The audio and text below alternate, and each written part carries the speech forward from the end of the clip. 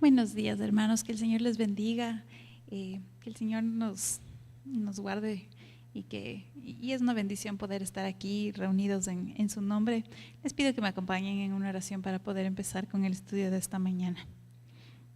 Amado Dios, te damos gracias por este día, por tus bendiciones. Gracias por todo lo que haces, gracias porque nos permites estar reunidos, Señor.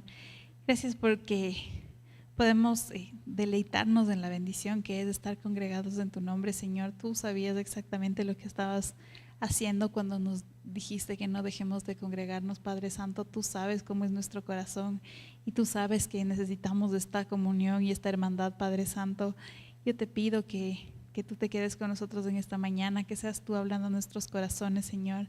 Te pido por mis hermanos que en esta mañana están enfermos, Señor, y que no han podido venir por ese motivo. Te pido que seas tú poniendo tu mano, restaurando su salud, Señor, y sobre todo poniendo paz en sus corazones, Señor. Permíteles descansar en ti durante este tiempo de enfermedad, Padre Santo, y permite que nosotros sigamos recordando interceder por ellos en oración, Padre Santo, como si fuéramos nosotros mismos quienes estamos enfermos, bendito Señor. Te doy gracias y te bendigo por todas las cosas que haces, en el nombre de nuestro Señor Jesús. Amén. Bueno, mis queridos hermanos, esta semana empezamos con el nuevo folleto, aquí, para los que pueden conseguirle todavía en la carpa de los ujieres, y se llama De las tinieblas a la luz. Vamos a empezar este trimestre con y les pido que me acompañen. Vamos a leer lo que teníamos para el día martes, que era un pasaje de Isaías. Ya, voy a leer en la versión NBI. Por eso el Señor los espera, para tenerles piedad. Por eso se levanta para mostrarles compasión. Porque el Señor es un Dios de justicia. Dichosos los que en Él esperan. Pueblo de Sión, que habitas en Jerusalén, ya no llorarás más. El Dios de piedad se apiada de ti cuando clames pidiendo ayuda. Tan pronto como te oiga, te responderá. Aunque el Señor te dé pan de adversidad y agua de aflicción, tu maestro no se esconderá más. Con tus propios ojos lo verás. Ya sea que te desvíes a la derecha o a la izquierda, tus oídos percibirán a tus espaldas una voz que te dirá: este es el camino, síguelo. Entonces profanarás tus ídolos enchapados en plata y tus imágenes revestidas de oro, los arrojarás como cosa impura y les dirás: fuera de aquí. El Señor te enviará lluvia para que la semilla que siembres en la tierra y el alimento que produzca la tierra sea suculento y abundante. En aquel día tu ganado pasará en extensas praderas. Los bueyes y los burros que trabajan la tierra comerán el mejor forraje, aventado con bieldo y horquilla. En el día de la gran masacre, cuando caigan las torres, habrá arroyos corrientes de agua con toda montaña alta y en toda colina elevada.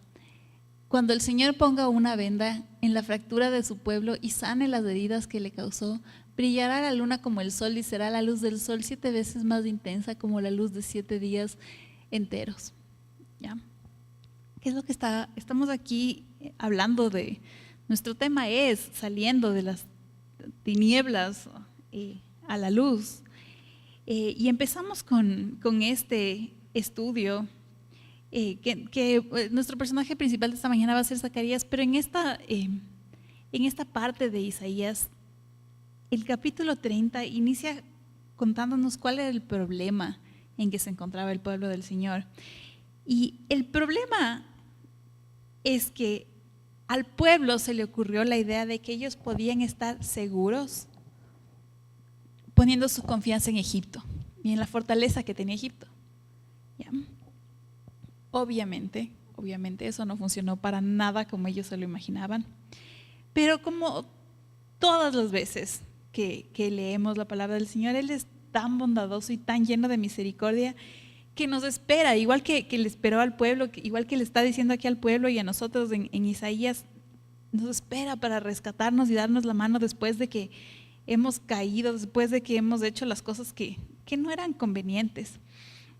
Y en el estado que nos encontramos de ruina muchas veces, después de haber confiado en cualquier cosa menos en el Señor. Él puede levantarnos y rescatarnos. Miren, ¿de quién era la culpa en este caso, por decirlo de alguna manera? Era del pueblo.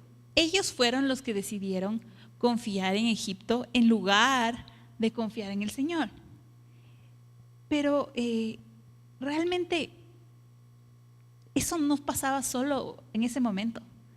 En la actualidad escuchamos tantas cosas de incertidumbre acerca del mundo, y yo me imagino que en el tiempo de los israelitas era igual, ¿no? Que esto está pasando por aquí, que hay guerras por acá, no sé cómo habrá sido el tema financiero o las noticias financieras en las épocas del pueblo del Señor, pero ahora tenemos todas estas cosas de que no sé si es que debo invertir mi dinero en euros o en dólares o en yenes o en la bolsa de valores, o si es que en propiedades o en el banco, o pues ni siquiera tengo dinero para invertir, así que estoy preocupado por eso.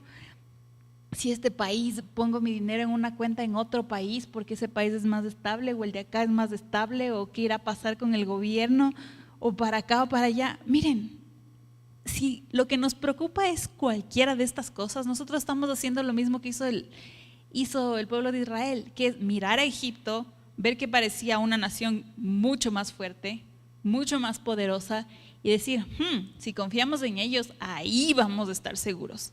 Ahí sí nuestro futuro va a estar asegurado. ¿Y qué pasó? Resulta que para nada es así. Y si nosotros estamos haciendo lo mismo y mirando las situaciones y los factores y las circunstancias externas para ver quién o qué nación o qué gobierno o qué país o qué entidad bancaria o lo que sea puede ser que nos mantenga seguros y en quién podemos confiar, no hemos entendido nada. El único que va a ver por nuestro bienestar, sin importar la situación, las circunstancias, lo que sucede en el mundo, es el Señor. Y Él es el que se va a encargar de nuestro bienestar y de nuestra provisión. No depende ahora, ni jamás ha dependido de que esta es la moneda más fuerte, o este es el banco o la cooperativa más fuerte, más estable, que paga mejores intereses, que si invierto aquí o si invierto allá. Nunca ha dependido de eso. Pero muchas veces nos olvidamos y nos vemos en la misma situación que se encontró el pueblo de Israel, y decir, sí, confía en Egipto, y resulta que Egipto también tenía puntos débiles. Y el rato de los ratos no nos pudieron proteger, no nos pudieron sustentar, no nos pudieron defender. Miren, ellos se olvidaron de que nuestro castillo fuerte tiene que ser el Señor.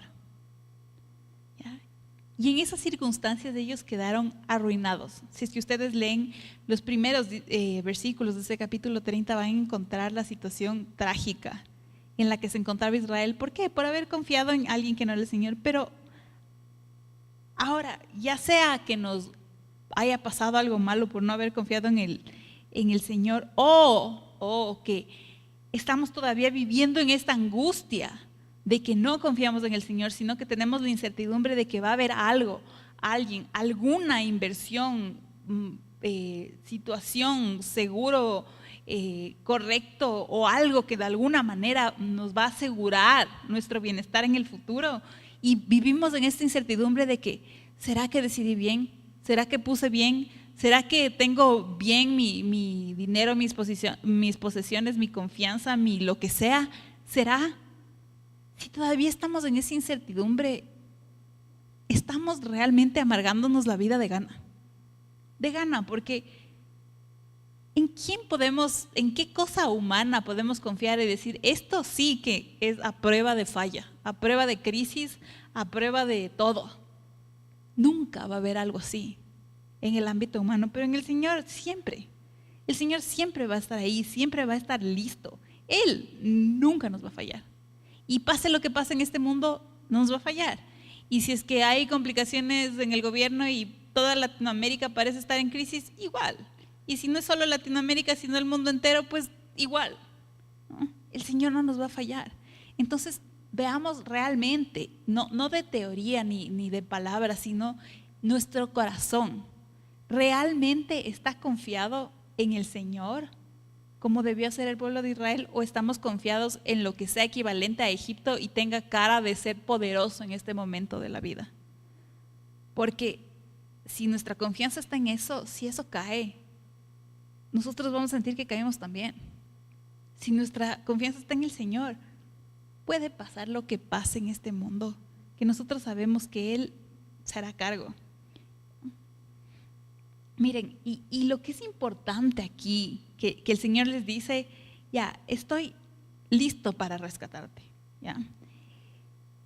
Y nos invita a pasar de la angustia de haber confiado en Egipto a una situación de dicha por confiar en Él. O sea, no hay nada, no hay punto de comparación entre la angustia que podemos todos, creo, entender, de decir, confié en esto, pensé que esto iba a salir bien, pensé que esta era la manera y resulta que no fue. A la dicha de decir, no tengo de qué preocuparme porque mi confianza está en el Señor. Pero hay algo que debemos entender aquí. Aquí no nos dice, pasarás de la angustia a la dicha porque en un abrir y cerrar de ojos todos tus problemas habrán terminado. Eso no nos dice para nada, ¿ya? Puede ser que nuestra situación en ese momento no cambie, ¿ya? Y puede ser que estemos, que el país, la nación, el mundo entero siga en crisis. Pero nuestro corazón ya no estará en tinieblas, sino que ahora estará en la luz de haber confiado en la persona correcta, en el Señor, en nuestro Dios Todopoderoso. Y aquí hay esta promesa que es hermosa, que nos dice, tan pronto como te oiga, te responderá. Eso es increíble, que el Señor diga, tan pronto como te oiga, ahí, así de rápido te voy a responder. No necesariamente la respuesta va a ser, como les dije, todo queda arreglado. Aquí, por ejemplo, nos da el ejemplo de que después de que les escuchó, inmediatamente les respondió, pero hubo un tiempo en que tuvieron que comer pan de adversidad y agua de aflicción. Así puede ser para nosotros también. Pero la diferencia es que Él está ahí conmigo. Aún en la adversidad, aún en la aflicción, aún en las dificultades, yo sé que Él está a cargo. Y esa es la gran diferencia. Que aún cuando lo del mundo parezca estable y fuerte y todo, siempre me va a quedar la duda de, ¿será que realmente el rato de los ratos me protege? La respuesta es no. Con el Señor puedo estar en paz. Y si la pregunta es, ¿será que el rato de los ratos me protege? La respuesta es absolutamente sí. ¿Será que el rato de los ratos da la cara por mí? Garantizado. Esa es la diferencia. Ahora, con la mirada ya puesta en el Señor, ya diciendo, ok, entendí que no debía confiar en Egipto, ya, me equivoqué. Estoy hecho pedazos, ¿por qué? Por haber puesto mi confianza en el lugar correcto. Ahora ponemos nuestra mirada en el Señor. Y ahí sí pasa esto maravilloso, esta comunión que tenemos con Él, que nos dice que mientras vamos por el camino, ya sea que hayamos estado desviados a la derecha o a la izquierda, escuchamos esta voz en el camino que nos dice, no, el camino es por aquí es donde debes ir. ¿Ya? Es increíble realmente y es una bendición poder tener esa comunión con el Señor.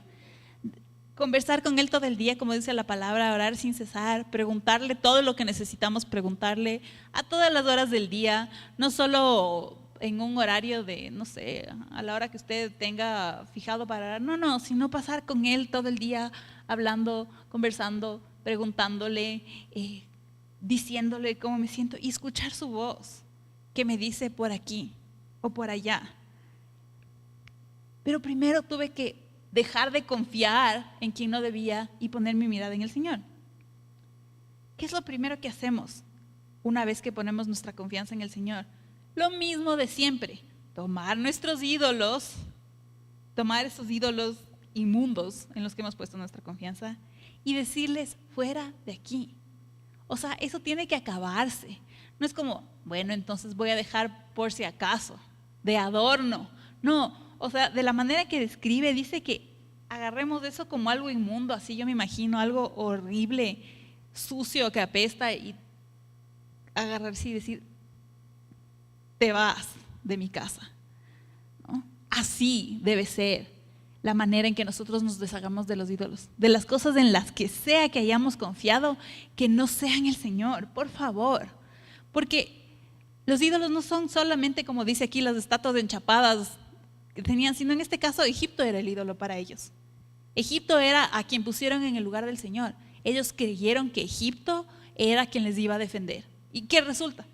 Que no puede ser así, que nada está garantizado fuera de la protección que tenemos en el Señor. Solo Él es absolutamente seguro, fiel, inconmovible y todo lo que ustedes quieran, ¿ya? Entonces, ¿qué es lo primero? Ya, fuera de aquí. Saquemos las cosas, no para mañana, no para pasado, para este rato. Agarre eso, viéndole por primera vez, si es que es el caso, realmente como lo inmundo que es, como esa basura que es, y decir, fuera de mi casa, fuera de mi vida. Si antes no nos habíamos dado cuenta de lo inmundo que era eso, pues ahora ya, pongamos nuestra mirada en el Señor, nuestra confianza en Él, y ahí vamos a dimensionar y decir, ¿en qué estaba pensando, creyendo que esto o lo otro, o esta moneda, o este banco, o esta inversión, o lo que sea, esta herencia, este patrimonio, este país, lo que sea, eso era lo que me iba a traer seguridad? Estamos mal.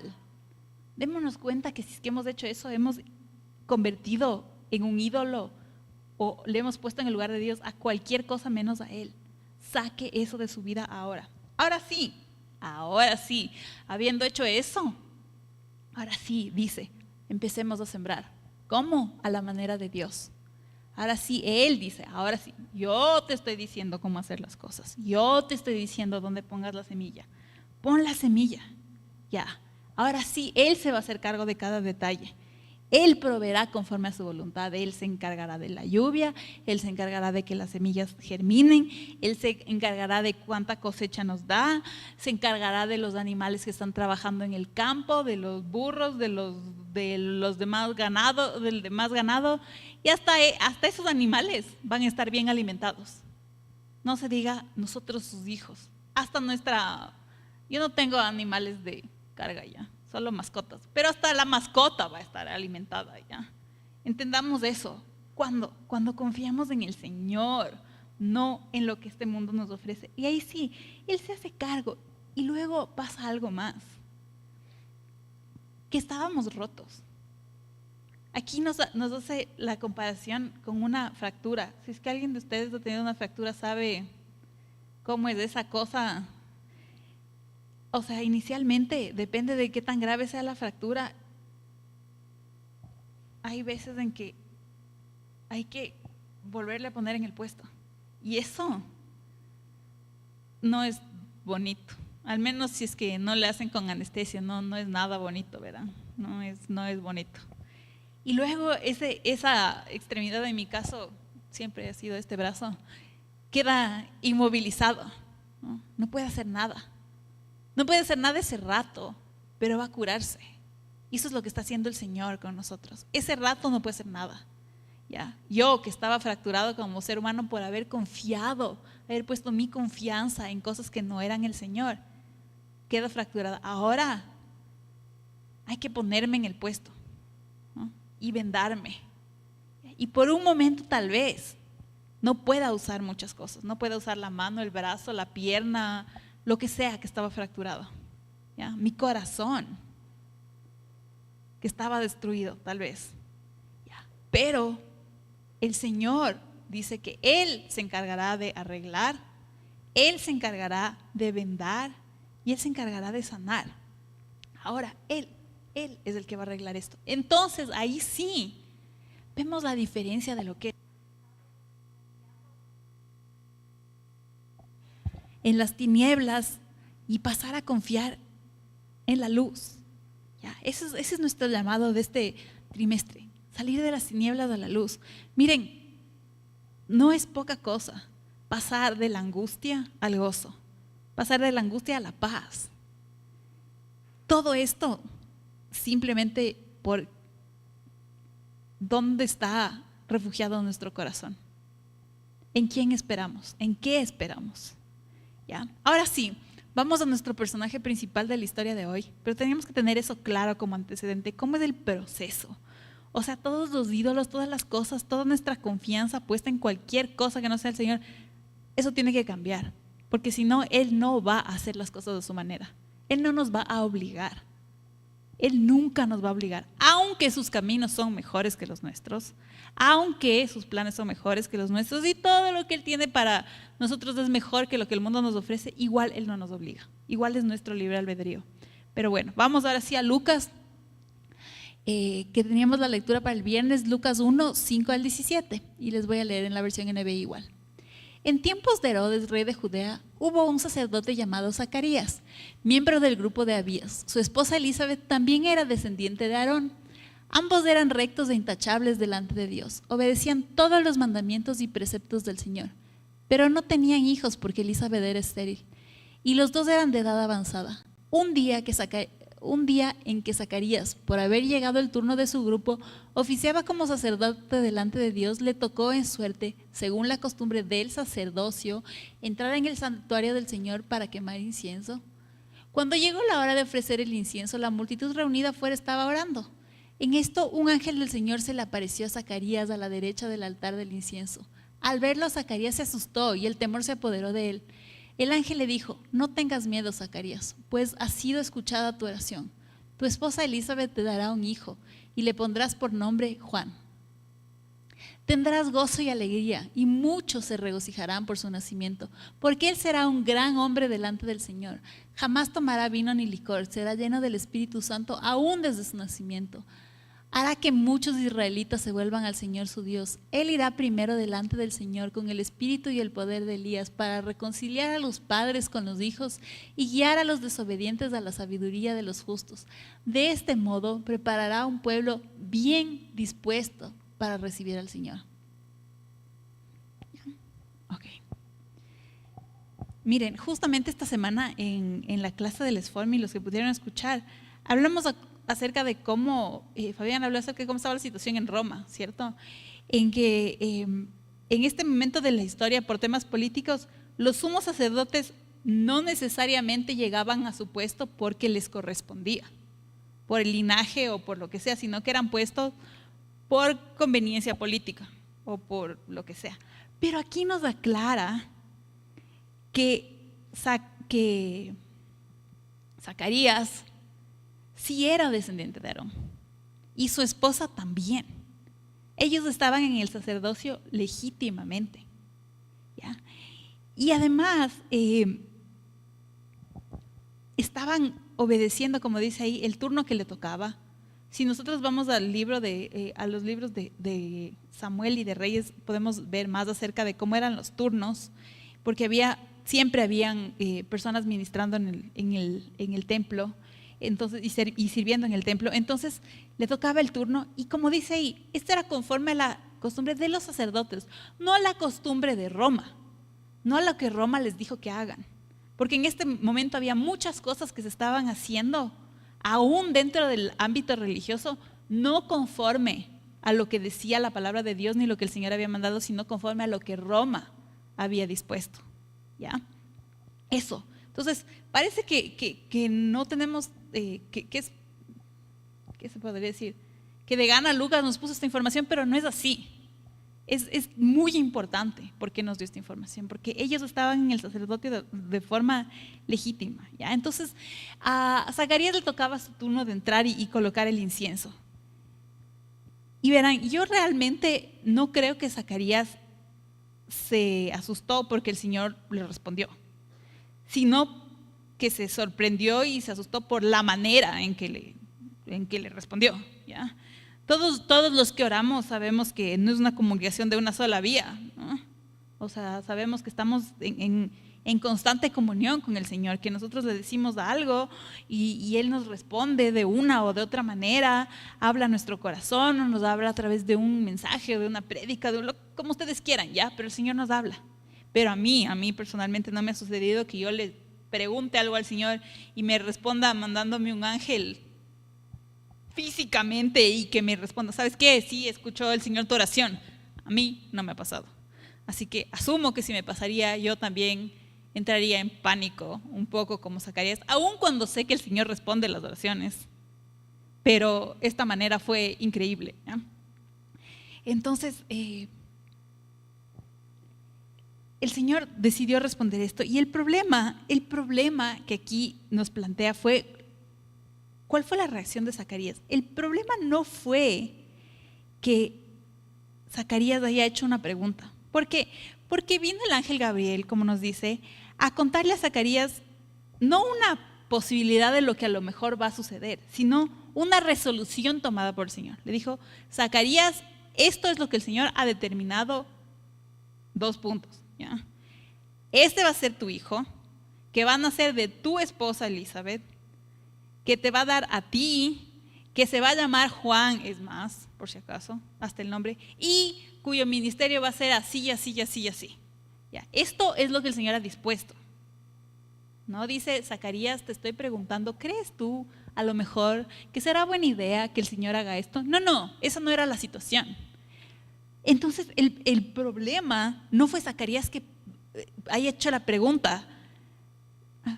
Porque cuando vemos que el mismo ángel Gabriel va donde María y le dice, vas a concebir un hijo, ella también pregunta, ¿y cómo va a ser esto? ¿No? El problema es que nos dice que Zacarías dudó.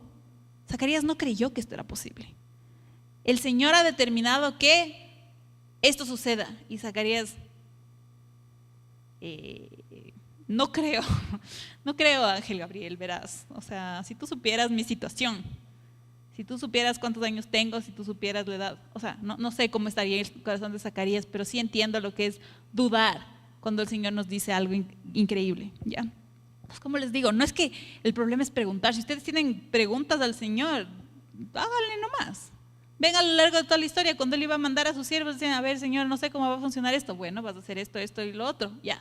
El problema aquí fue la duda. El problema fue creer que Dios es incapaz de hacer esto. Y eso es el problema que puede ocurrir en cualquiera de nuestras vidas. El problema no es decir, Señor, verás, yo no entiendo cómo vas a hacer. Si tú dijiste que vas a hacer, vas a hacer. Yo no sé cómo, pero si podrías explicarme, gracias, ¿no? Es decir, yo no sé si el Señor podrá arreglar esto. Yo no sé si es que esto que es imposible estará dentro del ámbito de lo que el Señor puede arreglar. Ese es el problema. Nuestra falta de fe, no creer que el Señor es capaz de hacerlo. Y ese era el problema, ¿ya? Entonces, bueno, finalmente, obviamente el Señor había determinado, así que Zacarías haya creído, no haya creído, lo que sea, era irrelevante, porque el Señor ya había dicho lo que iba a pasar, ¿ya? Como castigo como, ¿qué puede decir? Amonestación, reprensión, castigo, como ustedes quieran verlo, se quedó mudo por no haber creído, ¿ya? Pero todo sucedió tal como el Señor había dispuesto. Evidentemente, Elizabeth, que concibió este bebito, a Juan, y se hizo todo como el Señor había determinado. No sabemos por qué exactamente, pero nos cuenta que Elizabeth estuvo durante 5 meses recluida en su casa durante este embarazo. No sé si habrá sido un embarazo difícil, no sé por qué, pero nos dice que estuvo 5 meses como en reposo, los primeros 5 meses de su embarazo. Ya. Los que han tenido que estar en reposo absoluto en el embarazo saben que esto no es nada fácil. No son 5 meses de vacaciones para nada. Es difícil.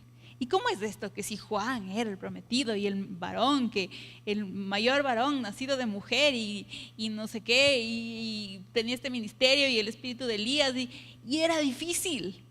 ¿Cómo puede ser que esto era difícil? Pues era difícil. No tiene nada que ver con que el Señor haya determinado una cosa, con que esa cosa sea fácil. A veces lo que Él ha determinado es difícil. Y vemos esto en el embarazo de Juan desde el principio, ¿ya?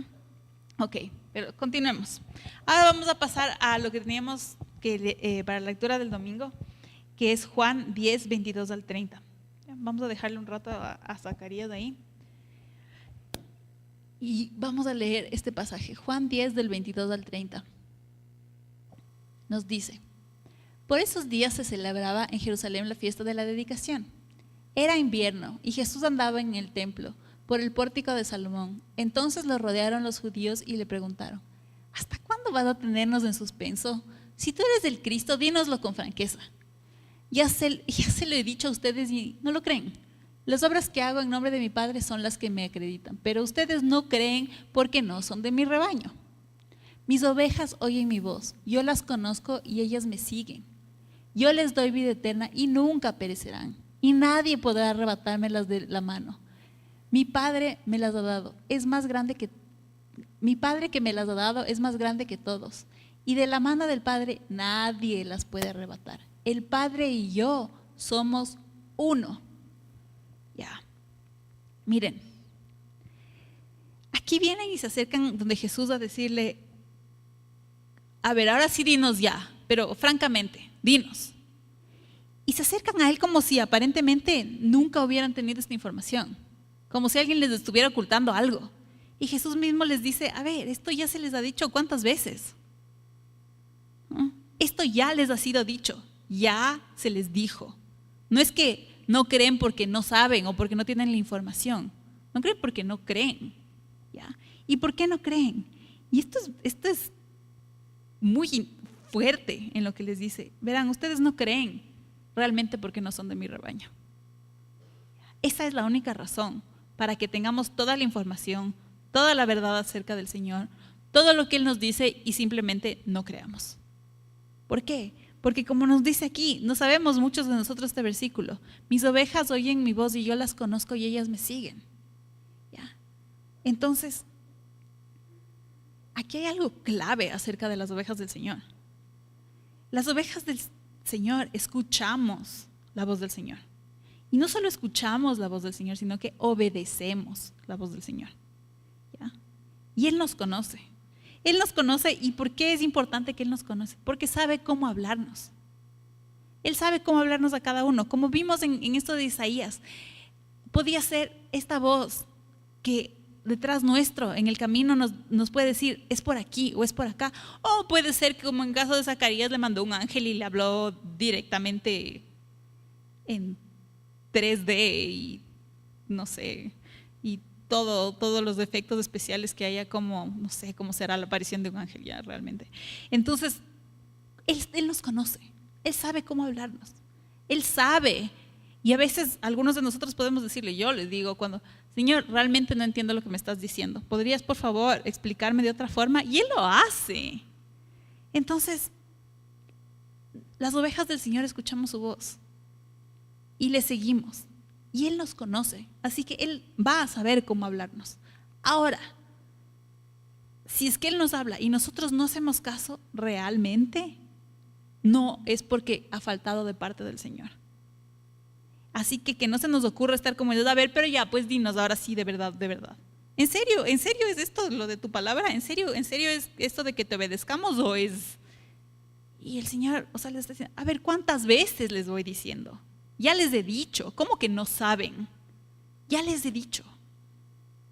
Lo que queda es que nosotros examinemos nuestro propio corazón, les digo yo, y decir: a ver, ¿realmente soy oveja de su rebaño o no? ¿Escucho su voz y le sigo o no? ¿O hago lo que a mí me parece y luego voy donde Él a quejarme porque no ha sido claro, o porque no me ha dicho, o porque no, lo que sea? Y miren, por si acaso, una vez más, le están preguntando si Él es el Cristo y Él les está diciendo que sí. No les está diciendo en este versículo directamente, sino ya esta pregunta está respondida. ¿Y cuál era la respuesta a esta pregunta? La respuesta era sí. Pero, para que quede aún más claro, que no está diciendo nada que se vaya en contra de la palabra del Señor, les dice: el Padre y yo somos uno. No está diciendo el Padre y yo somos 2, ni 3, ni 4, ni nada. El Padre y yo somos uno. ¿Cómo es eso? No sé. ¿Cómo quieren que les explique algo que es inexplicable? No les voy a poder explicar. Ya. Pero el Padre y yo somos uno, dijo el Señor Jesús. Y eso les estaba diciendo a personas que sabían concretamente las Escrituras y sabían que en Deuteronomio ya decía: escucha, Israel, el Señor nuestro Dios, el Señor uno es. El Padre y yo somos uno. les dijo a todos ellos, sí. Entonces, nada de lo que el Señor estaba diciendo aquí se iba en contra de las Escrituras. De ahí a que nosotros, como audiencia, como lectores de la Biblia, como personas que escuchamos la palabra de Dios, no queramos oír o nos neguemos a entender, eso ya es otra cosa. Pero no es porque ha faltado por parte del Señor. Vamos a Juan 16, 1 al 15. Creo que vamos a llegar. Esta era la lectura que tenemos para el lunes. Les voy a leer en NBI igual.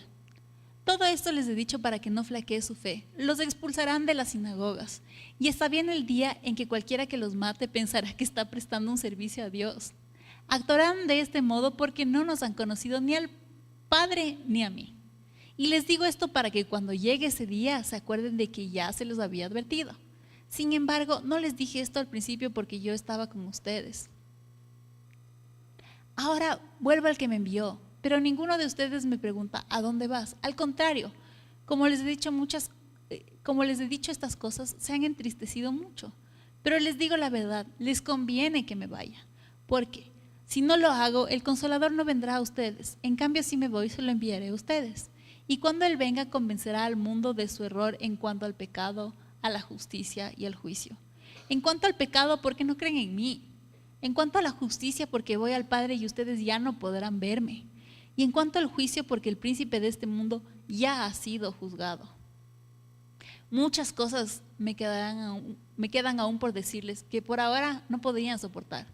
Pero cuando venga el Espíritu de la verdad, Él los guiará a toda la verdad, porque no hablará por su propia cuenta, sino que dirá solo lo que oiga y les anunciará las cosas por venir. Él me glorificará porque tomará de lo mío y se lo dará a conocer a ustedes. Todo cuanto tiene el Padre es mío. Por eso les dije que el Espíritu tomará de lo mío y se lo dará a conocer a ustedes. Sigamos. Ya, a ver. Entonces, aquí tenemos otra vez esta situación. El Señor está diciendo, lo que es del Padre es mío, lo que es mío es del Padre y de lo mío le doy al Espíritu y todo esto es una sola cosa. ¿Ya? Entonces, por ese lado creo que queda claro.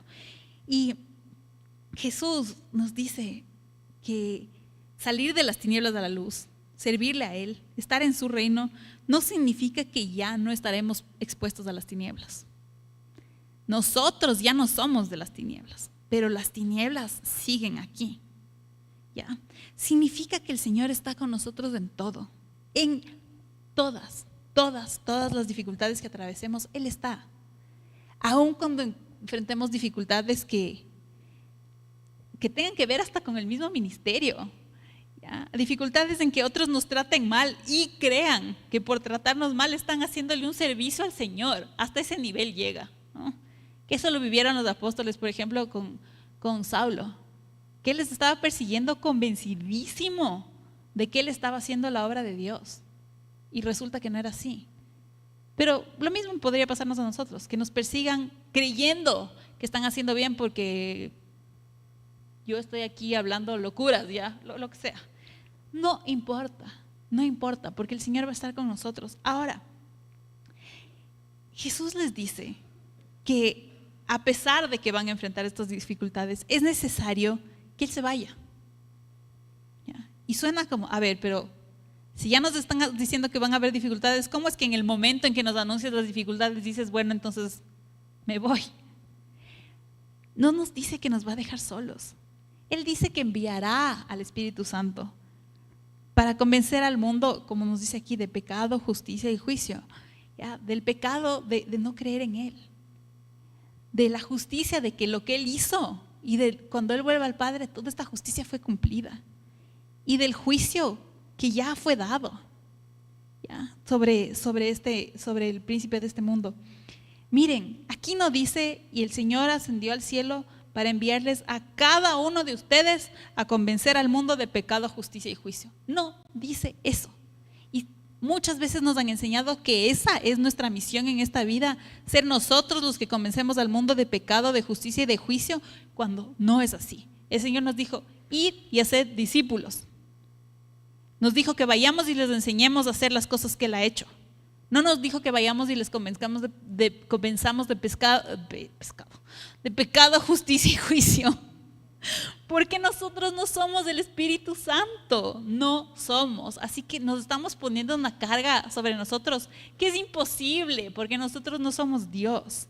Para eso envió el Espíritu Santo, para que Él convenza a las personas. Nosotros hacemos lo que es nuestra parte. Ir a ser discípulos por todas las naciones, enseñándoles la palabra del Señor, todo lo que ustedes quieran. Todo lo que sí nos dijo que hagamos, eso tenemos que hacer. Lo que no nos dijo que hagamos, ¿cómo vamos a hacer? ¿Cómo vamos a hacer por el Espíritu Santo la obra que le corresponde a Él? Es imposible. Así que dejemos nuestras pretensiones que no vienen al caso y simplemente confiemos en que yo hago lo mío y el Señor hace todo lo que está fuera de mis manos hacer. ¿Ya? Entonces, esta intervención del Espíritu Santo en nuestras vidas es lo que nos permite dejar de estar ciegos o dejar de estar en tinieblas. El Espíritu Santo es el que nos despierta, por decirlo así, que nos abre los ojos, que nos quita la ceguera y decimos, he estado en las tinieblas, ni sabía siquiera, ahora me voy a la luz. Porque a veces ni siquiera sabemos que estamos en las tinieblas, antes de que el Espíritu venga a nuestras vidas y nos convenza y nos diga, a ver, tu vida es un desastre. Porque cuando no le conocemos, a veces tenemos esta frase que hemos oído, segura muchos de ustedes han escuchado, no, realmente yo estoy bien, yo no hago daño a nadie, yo soy buena gente. ¿Ya? Eso significa, el Espíritu todavía no me ha abierto los ojos, porque si yo creo que soy buena gente y nunca he hecho daño a nadie es porque no he entendido nada. ¿Ya? Entonces, miren, Él, el Señor, todo el plan del Señor es que depende de Él abrirnos los ojos y sacarnos de las tinieblas a la luz, de presentarnos la luz y preguntarnos, como si no fuera obvia la respuesta, pero igual está en nuestras manos responder. ¿Quieres, hijo, salir de las tinieblas a la luz? ¿Quieres o no quieres? Porque si no quieres, pues quedarte ahí donde estás. Si quieres seguir con tus ídolos y confiando en Egipto, pues seguir así como estás. Si quieres salir de las tinieblas a la luz, aquí estoy yo para repararte, para vendarte, para mostrarte el camino, para hacer lo que tenga que hacer. ¿Ya? Eso es lo que nos ofrece el Señor. Esa es la salida. Sí, ¿para qué? Para servirle, para vivir en el cuidado de Él, en la bendición de Él, en todo lo que Él nos ha dicho. ¿Ya? Pero ¿cómo? Haciendo las cosas como Él dice, dejando atrás las tinieblas, poniendo nuestra mirada en Él, obedeciéndole y deshaciéndose de los ídolos en que sea que hayamos confiado nuestro bienestar, que no sea en Él. Con eso vamos a terminar el día de hoy. Les invito a los que no pudieron leer los salmos que teníamos, que los lean en sus casas, y que el Señor nos bendiga a todos nosotros y que podamos comprender realmente que las decisiones para que Él nos repare y nos restaure son para ahora. No para un futuro, no para cuando cambie la situación, para ya. Porque Él nos está esperando con los brazos abiertos para restaurar nuestra vida. Que el Señor les bendiga, mis hermanos, y dispongámonos para alabar al Señor en un momento.